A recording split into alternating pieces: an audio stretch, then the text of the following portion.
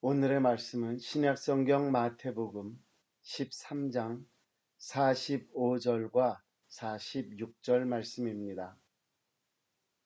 또 천국은 마치 좋은 진주를 구하는 장사와 같으니 극히 값진 진주 하나를 발견하매 가서 자기의 소유를 다 팔아 그 진주를 사느니라. 아멘. 할렐루야. 여러분들이 하나님을 제대로 혹은 바르게 올바른 방법으로 믿고 있다고 생각하십니까? 이런 질문을 드리는 이유 중에 하나는 우리가 하나님을 제대로 믿고 올바른 방법으로 하나님을 따라가는, 하나님을 믿는 삶을 살기 위해서는 하나님의 말씀을 우리가 제대로 깨닫고 알아야 하거든요. 그런데 과연 내 자신이 생각할 때 나는 하나님의 말씀을 제대로 알고 깨닫고 실천하고 있는가 하는 부분에 대한 의문 혹은 질문, 저 스스로에게 생겨서입니다. 여러분들은 어떻습니까? 예수님이 하셨던 말씀 중에 이런 말씀이 있단 말이죠. 마태복음 13장 13절 이하에 보니까 그러므로 내가 그들에게 비유로 말하는 것은 그들이 보아도 보지 못하며 들어도 듣지 못하며 깨닫지 못함이니라. 이사야의 예언이 그들에게 이루어졌으니 일렀으되 너희가 듣기는 들어도 깨닫지 못할 것이요 보기는 보아도 알지 못하리라. 예수님이 이런 말씀을 주셨어요. 우리가 들어도 보아도 깨닫지도 알지도 못한다라고 하는 말인데 누가복음에는 이런 말씀도 있죠. 누가복음 8장 10절에 있는 말씀 보니까 이르시되 하나님의 나라의 비밀을 아는 것이 너희에게는 허락되었으나 다른 사람에게는 비유로 하나니 이는 그들로 보아도 보지 못하고 들어도 깨닫지 못하게 하려 함이라. 이것이 왜 중요한가? 제가 이번 주간에 이 말씀을 묵상하며 준비를 하다가 저 나름대로 깨달은 부분이 있었거든요. 그러면서 제가 스스로를 돌아본 거죠. 과연 내가 하나님의 말씀을 제대로 깨달아가고 있는가? 내가 제대로 알아가고 있는 것인가? 또 그러기 때문에 정말 하나님의 마음을 하나님의 입장에서 모든 분들에게 전달하고 있는 것인가 하는 생각을 해보았던 것입니다. 오늘 잠깐 읽었었던 마태복음 13장 13절 14절 누가복음에 있었던 그 말씀에서는 비유로 말씀하시는데 모든 자에게 허락된 게 아니다라는 거죠. 들었는데도 알 수가 없고 깨달을 수가 없는 거지요. 그런데 과연 제가 깨닫고 제가 여러분들에게 말씀드리는 것이 정말 옳은 것일까라고 저 스스로를 돌아보게 되었다라는 거죠. 저는 나름대로 하나님의 말씀을 깨달으면 그대로 살아보겠다고 몸부림치는 그런 부족한 사람 중에 하나입니다. 그러니까 사실 설교를 하기 전에 항상 이 말씀은 여러분들에게 전달되기 전에 저 자신에게 먼저 와서 부딪히는 경우가 되게 많아요. 그래서 정말 이게 하나님의 말씀이다 라고 생각하는 부분들이 많지요. 그래서 저는 말씀 준비하는 과정이 재밌기도 하고 은혜스럽기도 하고 어떨 때는 그러한 이유들 때문에 고통스럽기도 하고 그렇습니다. 그래서 제가 항상 그러잖아요. 우리가 정말 말씀대로 살 수 있을까요? 아니요. 우리의 능력으로는 감당 못해요. 하나님이 은혜를 주시지 않으면 우리는 하나님의 자녀로 살아갈 수 있는 능력이 되질 않습니다. 제가 그렇게 말씀드리는 이유가 바로 이런 것이죠. 얼마 전에 양궁 1세대 그러면 누군지 아시죠? 김진호, 서향순. 그리고 또 한 분이 있었어요. 그런데 그분 이름이 박영숙 님이더라고요. 그분에 대한 이야기가 잠깐 어느 다큐멘터리 같은 거에 소개가 됐어요. 근데 이분이 이제 저 그 말라위라든지 이런 빈국들을 돌아다니면서 양궁을 가르쳐요. 그런데 분명히 이분이 가서 양궁을 가르치는데 그것 때문에 그 양궁을 하면서 사람이 변하더라는 거죠. 세상을 바라보는 눈도 바뀌고요. 삶의 목표도 바뀌고요. 많은 것들이 변화가 돼요. 또 그 사람을 통한 많은 영향력들이 여러 군데 펼쳐지는 것을 보았습니다. 그런데 그것을 보다 말고 저는 차 안에 들어가서 혼자서 막 훌쩍훌쩍 울었습니다. 제가 사역을 내려놓은 지가 벌써 7년 됐어요. 이제 8년째 되어져 가네요. 근데 제가 하던 사역을 다 멈추고 사역의 자리에서 떠나면서 그 이전을 생각해 봐도 제가 신학교를 졸업하고 전도사 생활을 할 때부터 따져도 30년이 넘더라고요.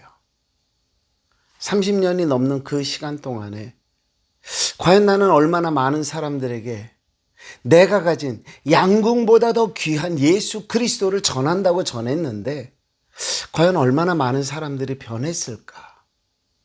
얼마나 많은 사람들이 그 예수 그리스도로 말미암아 천국을 소망하게 되고 부활을 꿈꾸게 되고 영원한 삶에 대한 확신을 가지게 됐을까? 스스로를 돌아보면서 정말 제 자신이 얼마나 부끄럽고 죄송하고 속이 상하고 그래서 그 생각을 하면서 막 가슴을 치면서 혼자서 꺼이 울었네요.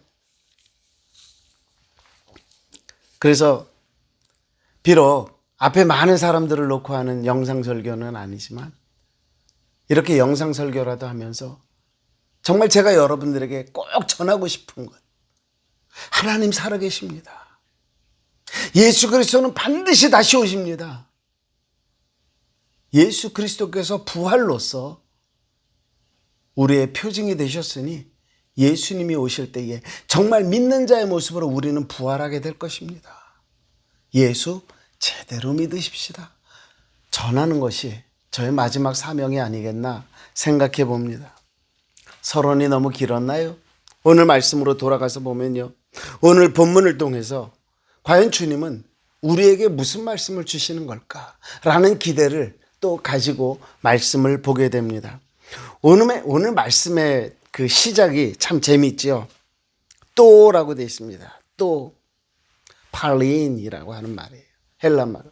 근데 이 또라고 하는 말을 사전적으로 정의를 해봤더니 무슨 말이냐면 거듭해서 아니면 그 밖에 더 추가적으로 아니면 그럼에도 불구하고 이런 의미를 가지고 있습니다. 그런데 오늘 본문이 또라고 시작을 했다면 그 이전에 이야기된 것 플러스 이런 것도 라고 하는 말이 되겠죠. 거듭해서 다시 설명하자면 그거에 추가로 더 하자면 이라는 말이 될 겁니다. 그래서 앞에 있는 말씀이 무엇일까를 다시 한번 보면 그 말씀이 뭐냐면 44절에 보니까 밭에 감추어진 보화의 비유가 등장합니다. 제가 10월 둘째 주일에 All or Nothing 이라고 하는 제목으로 말씀을 전한 적이 있습니다. 밭에 감추인 보화를 얻기 위해서 농부는 자기의 모든 것을 팔아서 그 밭을 소유하게 되었고 그 보물을 자기의 것 삼게 되었다라고 했던 말 기억하십니까? 열심히 하지 않은 사람은 그 보화를 발견할 수도 없었을 것이다. 여러분들에게 정말 중요한 것, 예수 그리스도 저 천국이 정말 중요하다면 여러분들의 모든 것을 포기해서라도 저 천국을 소유할 수 있겠습니까? 이런 등등의 말씀을 전했었는데요.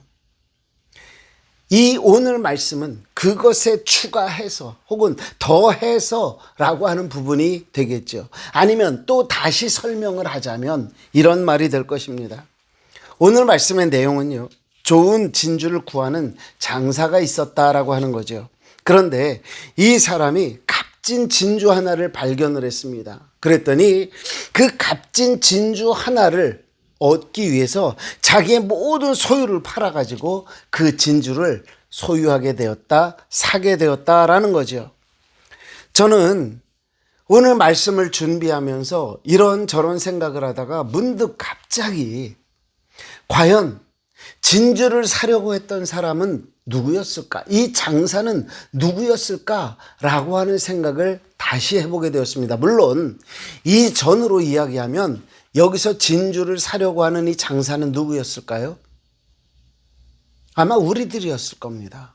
그래서 우리의 모든 재산을 팔아서라도 그 값진 진주, 천국, 영생, 하나님의 나라, 이것을 얻기 위해서 내가 모든 것을 포기할 수 있습니다. 아마 그렇게 말이 되어졌을지도 모르겠죠. 그런데 갑자기 제 마음속에 들어오는 생각은 정말 그럴까? 자, 우리가 이 세상을 살면서 알잖아요.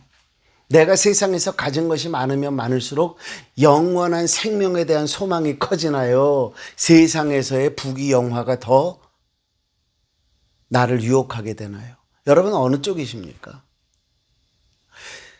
신앙생활하는 사람들 대부분이 그럴 것 같아요. 힘들고 어려우면 누구에게 간다? 하나님에게 간다. 모든 것이 잘 되면 어디로 간다? 세상으로 간다.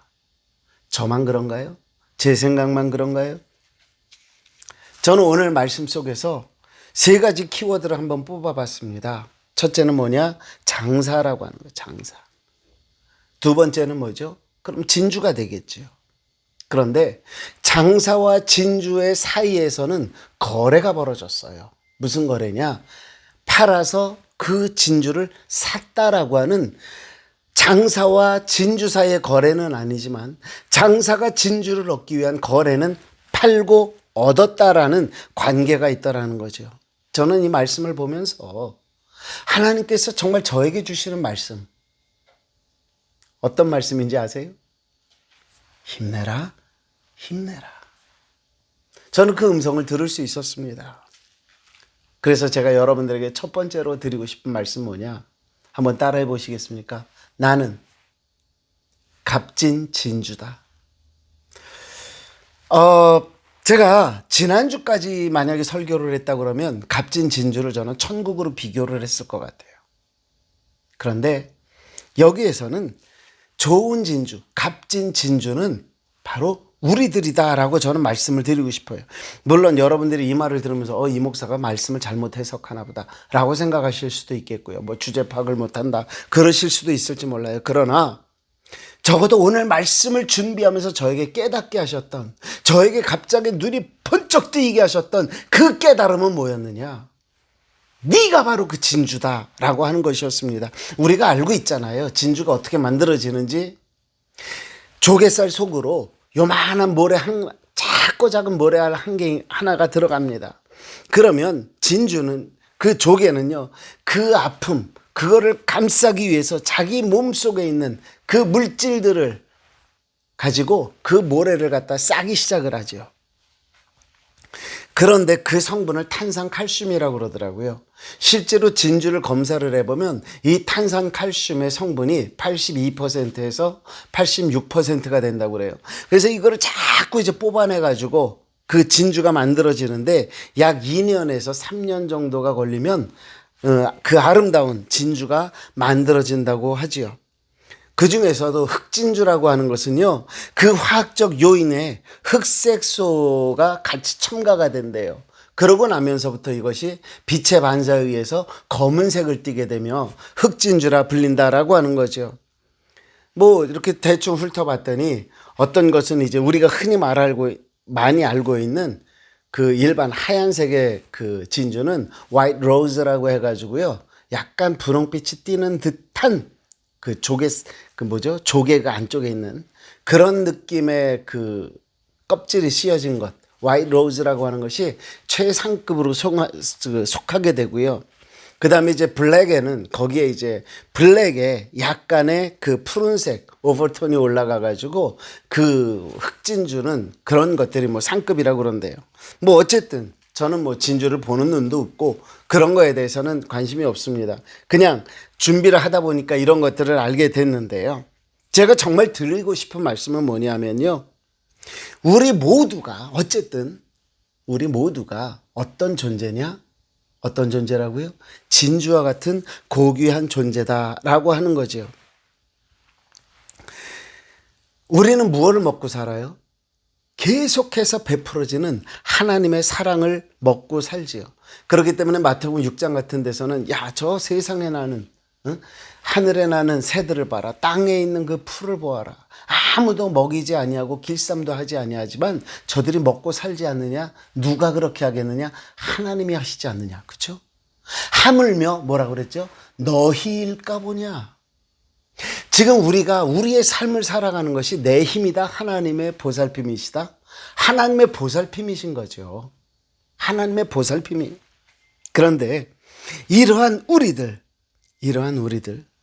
그래서 그 우리가 이렇게 살면서 아름다운 보석이 되는 것을 베드로 사도는 이런 표현을 합니다. 베드로전서 1장 7절에 있는 말씀 보니까 너희 믿음의 확실함은 불로 연단하여도 없어질 금보다 더 귀하여 예수 그리스도께서 나타나실 때에 칭찬과 영광과 존귀를 얻게 할 것이니라. 우리가 가지고 있는 믿음으로 말미암아 뭐라 그럴까요? 사랑, 예수 그리스도의 사랑, 하나님의 돌보심, 성령의 그 내재하심, 이런 거를 통해서 만들어지는 우리의 삶의 그 연단의 과정은요, 단순히 불로 연단되어지고 뭐 이런 금 정도가 아니다라는 거예요. 하나님의 영광을 드러내는, 하나님의 존귀를 얻게 하는 그러한 존재가 될 수 있다. 사실 이런 말씀 있잖아요. 욥이라고 하는 사람 잘 아시죠? 욥이 고난의 대명사다. 우리가 그렇게 부르잖아요. 근데 그 욥이 한 고백이 이런 게 있었죠. 욥기 23장 8절 9절에 있는 말씀. 그런데 내가 앞으로 가도 그가 아니 계시고 뒤로 가도 보이지 아니하며 그가 왼쪽에서 일하시나 내가 만날 수 없고 그가 오른쪽으로 돌이키시나 배울 수가 없구나. 이게 무슨 말인지 아시죠? 사방이 꽉 막혔다는 거예요. 보이지도 않고 찾을 수도 없고 들리지도 않고 깨달아지지도 않는 완전히 암흑과 같은 상태. 그러한 상태에서 욥이 마지막으로 고백하는 게 뭔지 알아요? 요한복음 욥기 23장 10절에 있는 말씀, 그 다음 절인데 이렇게 고백을 합니다. 그러나 내가 가는 길을 그가 아시나니 그가 나를 단련한 후에는 내가 순금같이 되어 나오리라. 모르겠다는 거예요.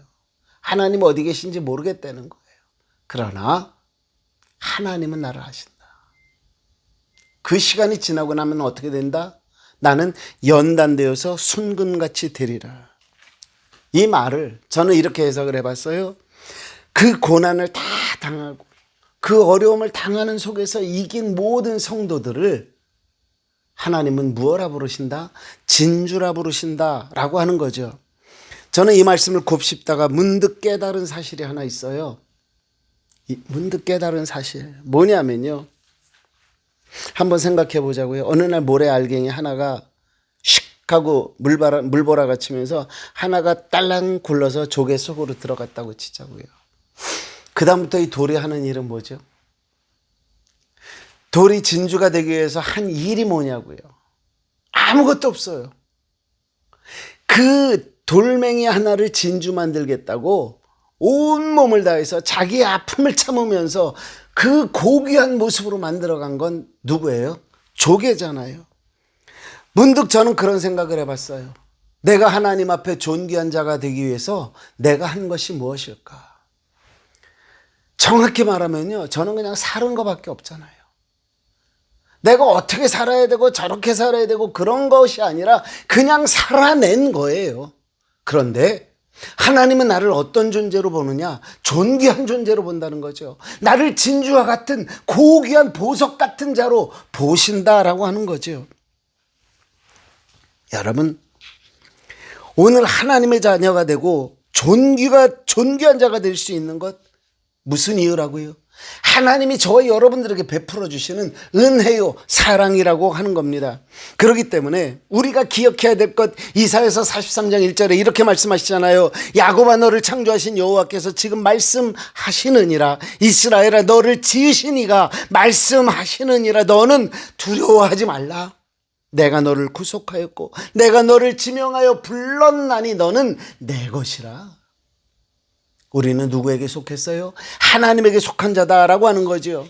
이사야 선지자를 통해서 우리를 하나님의 사람으로 부르신 하나님은요, 시편 기자를 통해 우리에게 이렇게도 말씀하시는데요. 시편 16편 3절에 있는 말씀입니다. 땅에 있는 성도들은 존귀한 자들이니 나의 모든 즐거움이 그들에게 있도다. 여러분, 저와 여러분들은 살아내는 거예요. 특별한 걸 하는 게 아니에요. 그런데 하나님은 이렇게 말하셨어요. 땅에 있는 성도들은 존귀한 자들이다. 저와 여러분들에게 말씀하시는 거예요. 너는 존귀한 자다. 왜요? 그 다음에 말씀하시는 거예요. 나의 모든 즐거움이 너에게 있다. 믿으십니까? 우리는 진주 같은 자예요. 무엇을 해서가 아니에요. 그냥 하나님의 사랑을 받으며 살아가는데 그게 우리에게는 보다 하나님을 기쁘시게 하는 일이더라 하는 거죠. 그래서 저는 이런 말씀을 드리고 싶어요. 사도 바울이 했던 그 고백 기억나시나요? 고린도전서 15장 10절. 그러나 내가 나된 것은 하나님의 은혜로 된 것이니 내게 주신 그의 은혜가 헛되지 아니하여 내가 모든 사도보다 더 많이 수고하였으나 내가 한 것이 아니요 오직 나와 함께 하신 하나님의 은혜다. 나의 나된 것이 하나님의 은혜래요. 내가 많은 일을 했어요. 남들보다 많은 일을 했을 수 있어요. 그러나 그것조차가 하나님의 은혜다. 어떻게 해요? 사랑받아서요. 어떻게 해요? 은혜 받아서요. 그래서요, 나는 하나님의 존귀한 자요, 진주 같은 자다. 믿으십니까? 아멘. 내가 진주 되었습니다. 감사합니다. 고백할 수 있는 우리 모두가 되기를 주님의 이름으로 축복합니다. 그런데 더 중요한 사실이 하나 있더라고요. 뭐냐? 내가 진주잖아요. 그렇죠? 좋은 진주요. 값진 진주요. 그런데 어떤 자가 있었어요? 이 값진 진주를 찾는 자가 있었어요. 값진 진주를 찾는 자가 있었어요. 이런 생각을 해봤죠. 하나님은 모든 하나님의 백성들이 존귀한 자요, 좋은 진주가 되기를 원하고 값진 진주가 되기를 원합니다. 그런데 하나님이 왜 그 진주를, 이 상인이, 이 장사꾼이 좋은 귀한 값비싼 진주를 찾아다녔다라고 하는 거잖아요. 찾아다녔다. 여러분, 찾아다녔다라는 말이 주는 의미가 뭘까요? 그거를 구하러 다녔다라는 의미가 무엇이겠습니까? 흔하지 않다라는 거죠. 흔하지 않아요. 실제로 조사를 해봤더니 모래알갱이 하나가 조개에 들어가서 진주가 되어질 수 있는 확률을 따져봤더니요, 25%에서 28%래요. 25에서 28%. 30%가 채 되지를 못해요. 자, 여기에 100명의 성도님들이 있습니다. 그러면 진주 같은 성도는 몇 명? 25명에서 28명. 여러분들은 가능하면 다 그 속에 들어가시기를 주님의 이름으로 축복합니다. 그런데 우리가 이것을 알면 우리의 믿음 생활은, 우리의 신앙 생활은 전투하는 것과 같을 수 있겠다라는 생각을 해야 되겠죠. 하나님이 찾으시는 진주의 모습은요, 저는 이렇게 생각을 해봤어요. 말씀대로 가볼게요. 에베소 4장 13절에 있는 걸 보니까 우리가 다 하나님의 아들을 믿는 것과 아는 일에 하나가 되어 온전한 사람을 이루어 그리스도의 장성한 분량이 충만한 데까지 이르리니, 이렇게 돼 있거든요. 그러면 하나님이 원하시는 그 값비싼 진주, 아니 이 장사꾼이 찾는 값비싼 진주의 모습은 어떤 모습이냐? 그리스도의 장성한 분량에까지 이른 값비싼 진주의 모습이죠. 흔하다고 그러면 그렇게 말씀하지 않으셨을 거예요. 그걸 값비싸다라고 할 이유도 없었을 거예요. 그런데 값비싼 좋은 진주라고 하는 이야기는 귀하다라는 건데, 그 귀함의 기준이 뭐겠느냐? 저는 그리스도의 장성한 분량이라고 말씀을 드리고 있는 거죠. 그러면 그리스도의 장성한 분량에 이르렀다라는 말은 뭘까요? 계속 에베소 4장 13절 이후에 14절과 15절 말씀을 보니까 이는 우리가 이제부터 어린아이가 되지 아니하며 사람의 속임수와 간사한 유혹에 빠져 온갖 교훈의 풍조에 밀려 요동하지 않게 하려 함이라. 오직 사랑 안에서 참된 것을 하여 범사에 그에게까지 자랄지라. 그는 머리니 곧 그리스도라. 우리가 그리스도에게까지 올라가야 된다는 거예요. 예수님의 모습으로 할 수 있어야 된다는 거죠. 제가 어렸을 때에 한참 자랄 때에 많은 부흥 강사 목사님들이 이런 표현을 하셨어요. 당신들은 작은 그리스도인이다. 아니 그리스도다.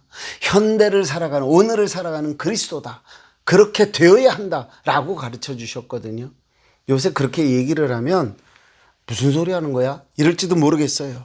그러나 분명히 사도 바울은 우리에게 그렇게 말을 하고 있는 거예요. 그리스도의 장성한 분량에까지 이르러야 한다. 그리고 그것이 어떤 존재다? 존귀한 존재다. 그것이 보석과 같은 존재다. 우리에게 말씀하고 있는 것 아니겠느냐 하는 거죠. 그런 면에서 마태복음 7장에서 주님은 우리에게 경고와 같은 말씀을 주시지요. 마태복음 7장 21절 말씀, 나더러 주여 주여 하는 자마다 천국에 들어갈 것이 아니요 다만 하늘에 계신 내 아버지의 뜻대로 행하는 자라야 들어가리라. 말로만 그리스도인이다. 예? 껍데기만 그리스도인이다. 이거 가지고 안 된다는 거죠. 예수 그리스도의 마음을 가지고 예수 그리스도의 삶을 살아내는 자, 그가 진짜 주님이 찾으시는 자다라는 얘기예요. 다시 말씀드릴게요. 찾는다라는 얘기는 흔하지 않다는 얘기예요. 하나님은 오늘날 정말 존귀한 그리스도인을 찾으세요. 여러분들은 정말 스스로가 하나님이 인정하실 만큼의 존귀한 그리스도인이라고 스스로 인정하실 수 있겠습니까?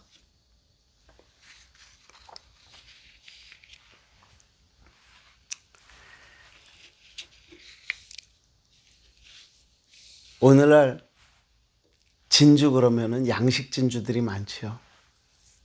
사실 모래 알갱이가 조개 속에 들어가 만들어질 때는 이 동그란 모습이 아주 동그래지질 않고 약간의 이렇게 우그러짐이 있잖아요. 그런데 양식 진주는 어때요? 흠이 없어요. 동그란 구슬을 집어넣어 가지고 양식을 해서 진주를 만들었기 때문에 문제가 없어요. 어느 게 더 보기에는 아름다울까요? 천연 진주보다 양식 진주가 더 아름다울 수도 있죠. 그러나 값은요? 아니죠. 천연 진주가 훨씬 더 비싼 법이지요. 여러분, 우리가 알아야 될 거는요, 이 귀한 진주, 하나님은 그 귀한 진주를 얻기 위해서, 그 존귀한 성도 하나를 얻기 위해서 무엇을 하셔요? 오늘 말씀대로 하면 다 팔아버리셨다라고 했어요. 페프라켄 판타. 다 팔았대요. 무엇을 위해서요? 이 진주 하나를 얻기 위해서요. 그만큼 흔하지 않기 때문에, 그만큼 얻기가 힘들기 때문에 프라파켄 판타 다 팔았다.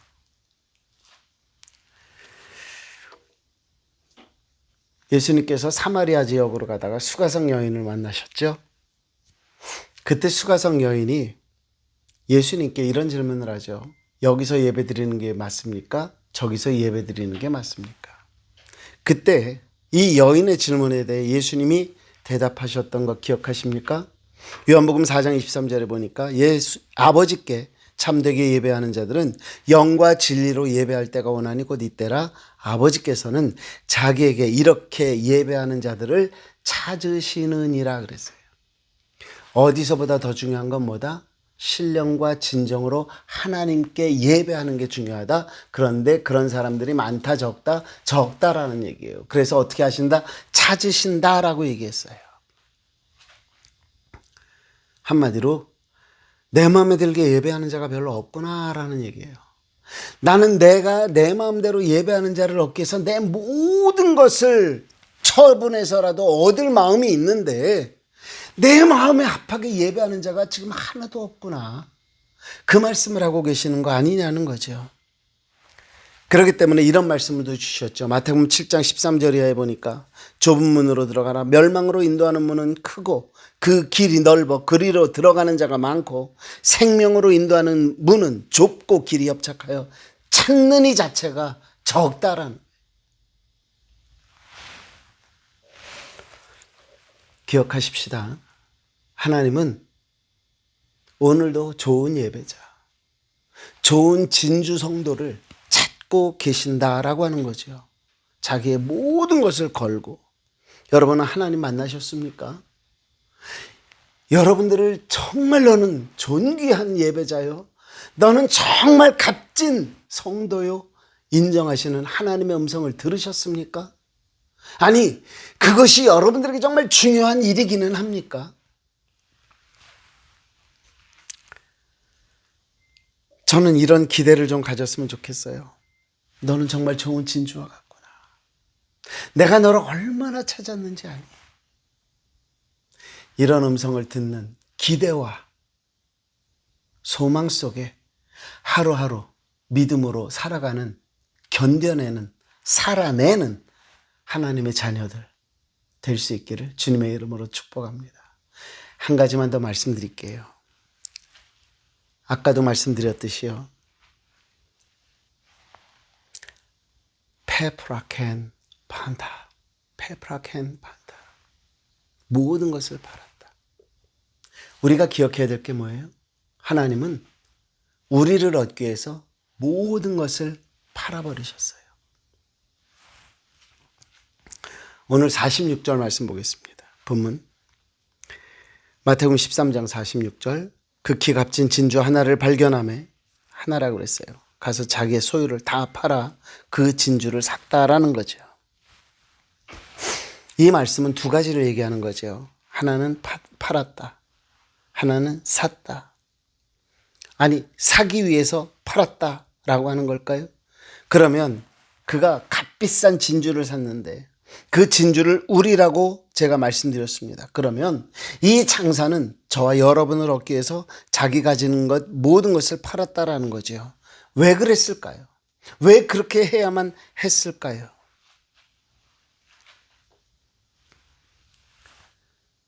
그만큼 하나님은 우리 영혼에 대한 안타까움을 가지고 계셔요. 실제로 사도 바울은 이런 표현을 하죠. 고린도전서 6장 19절과 20절에 있는 말씀 보니까, 너희 몸은 너희가 하나님께로부터 받은 바 너희 가운데 계실 성령의 전인 줄을 알지 못하느냐. 너희는 너희 자신의 것이 아니라, 왜요? 20절이요. 값으로 산 것이 되었으니 그런즉 너희 몸으로 하나님께 영광을 돌려라. 하나님은요, 우리를 사셨다고요. 인정을 못하겠어요? 그러나 하나님이 거짓말을 하시는 게 아닌 이상엔 하나님은 저와 여러분을 값으로 주고 사셨는데요. 그래서 지금은 어디 계신지 모르는데 버클리 침례교회 캘리포니아 이나마 목사는 책을 하나 냈죠. 성경 공부 문제 같은 거를 냈는데 거기에 제목을 이렇게 붙였더라고요. 예수님 짜리.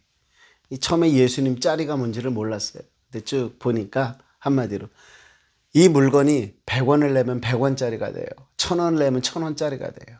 저와 여러분들은 얼마를 값주고 샀죠? 예수님을 값주고 샀죠. 그러니까 얼마짜리? 예수님 짜리. 그렇게 표현을 하고 있는데요. 요한계시록 5장 9절에 보면 이런 말씀이 있습니다. 그들이 새 노래를 불러 이르되 두루마리를 가지고서 그 인봉을 떼기 합당하시도다. 일찍이 죽임을 당하사 각 족속과 방언과 백성과 나라 가운데서 사람들을 피로 사서 하나님께 드리셨다. 예수 그리스도의 죽음은요, 그냥 죽은 것이 아니라 우리를 사서 하나님께 드린 거예요. 하나님은 예수 그리스도를 죽이면서 그 피를 지불하고 저와 여러분들을 사신 분이다라는 거죠. 그렇기 때문에 하나님은 말씀을 통해서 우리에게 내가 너를 피로 주고 샀다라고 말씀을 하시는 거죠. 하나님은요, 저와 여러분들을 위해서 포기하셨어요. 높은 보좌도 포기하셨고요. 그의 생명도 포기하셨어요. 그런데 우리들은 어떻게 살아요? 죄악의 종이 되어서 살아요. 사도 바울은 죄악의 스스로를 팔아버리는 사람들에 대한 이야기를 이렇게 하고 있죠. 로마서 7장 19절 이하에 가서 보니까 내가 원하는 바 선은 행하지 아니하고 도리어 원하지 아니하는 바 악을 행하는도다. 만일 내가 원하지 아니하는 그것을 하면 이를 행하는 자는 내가 아니요 내 속에 거하는 죄니라. 그러므로 내가 한 법을 깨달았노니 곧 선을 행하기 원하는 나에게 악이 함께 있는 것이로다.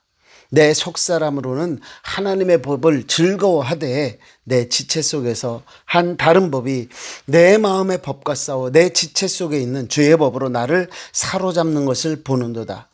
오호라, 나는 곤고한 사람이로다. 이 사망의 몸에서 누가 나를 건져내랴.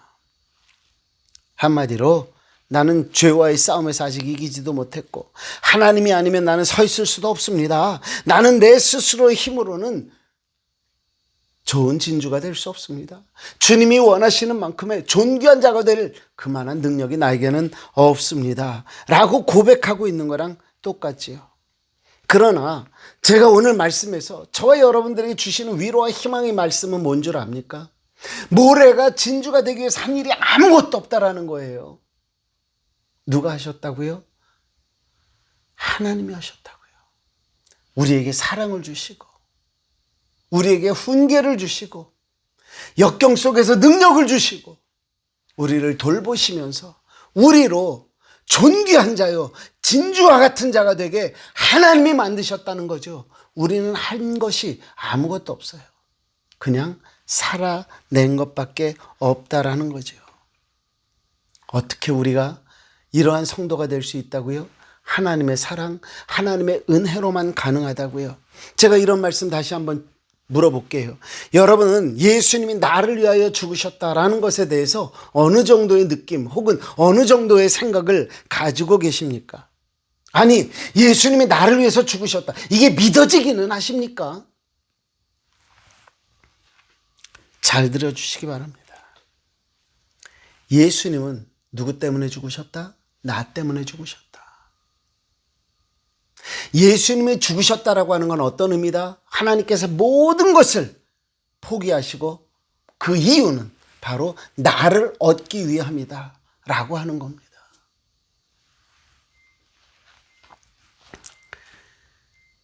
저와 여러분들은요, 뭔가를 안 해도 돼요. 그냥 하나님하고만 눈 맞추면 돼요. 그러면 하나님 나를 존귀히 여기세요. 나를 진주와 같은 성도로 받아주신다라고 하는 거죠. 앞으로는요, 하나님의 일을 열심히 해야 되겠죠. 그러나 나의 다 된 것이 하나님의 은혜라는 사도 바울의 고백이 우리의 고백에서 나오고요. 내가 무언가 하나님의 일을 동참할 수 있다면 그것 역시도 하나님께서 나에게 베풀어 주신 은혜다라고 하며 감사하며 그 일을 감당해 보자고요. 내가 아니면 누가 잘났다라고 할 것이 아니라 정말 하나님이 나를 피로 값주고 사셨으니 내 모든 것은 하나님의 것입니다. 내 인생은 하나님의 것입니다. 나를 통해서 얻으실 수 있는 모든 영광을 받으옵소서. 나를 써주심에 감사합니다. 이것이 하나님의 은혜입니다. 고백할 그러한 마음이 우리에게 있어야 되지 않겠느냐라고 하는 거죠. 제가 여러분들에게 꼭 기억해야 될 것 한 말씀 다시 드리겠습니다. 나는 하나님이 원하시는 진주입니다. 좋으신 아버지 감사합니다. 우리는 이 세상을 어쩌면 힘들게 살아가고 있습니다. 그러며 그런 속에서 이런저런 불평을 하기도 하고 힘들다고 낙심하기도 하지만 하나님은 은혜와 사랑으로 우리를 감싸시면서 우리를 진주와 같은 자로 만들어 가십니다. 그저 나는 내 인생을 살았을 뿐이지만 하나님은 나를 존귀한 자로 만들어 주셨고 진주와 같은 자로 만들어 주셨습니다. 나 된 것이 하나님의 은혜입니다. 하나님께서 나를 이렇게 만들어 주셨습니다.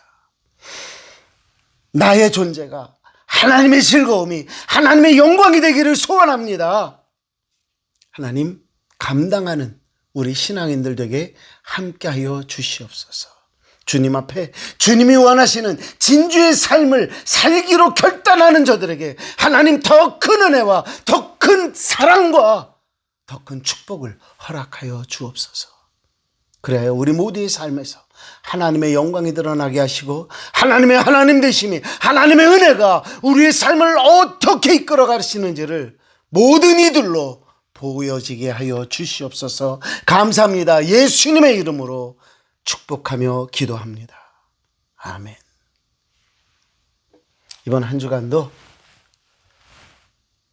믿음으로 삶을 살아내셔서 하나님에게 존귀한 자야, 나의 사랑하는 진주야, 축복 선언을 들으시는 우리 모두가 되기를 주님의 이름으로 축복합니다.